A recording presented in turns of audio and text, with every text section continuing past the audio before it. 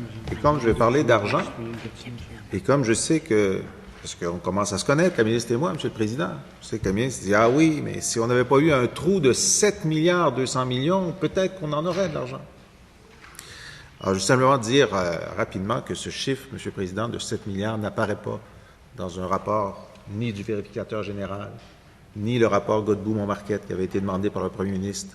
Ce chiffre est apparu récemment dans des documents libéraux. C'est une nouveauté. 7 économistes québécois ont déclaré dans une lettre ouverte aux journaux que le gouvernement du Québec a entrepris une campagne de désinformation quant à l'ampleur de son déficit, tente de convaincre les Québécois que l'État a atteint une taille insoutenable et qu'en conséquence, il est urgent de l'amincir. De la même façon, Gérald Filion, qui est le chroniqueur économique à Radio-Canada, parlant de ce 7 milliards, il dit « Ces chiffres n'existent pas dans la réalité.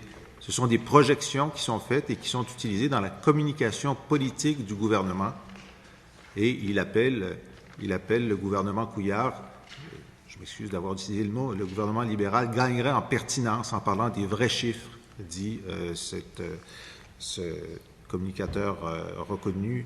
Et même le vérificateur général qui n'utilisait jamais ce chiffre disait « Les résultats réels seront différents des informations présentées dans mon rapport. » Alors, on peut continuer à dire que c'est 7 milliards, mais c'est un chiffre libéral qui n'existe dans aucune autre note économique indépendante, quelle qu'elle soit.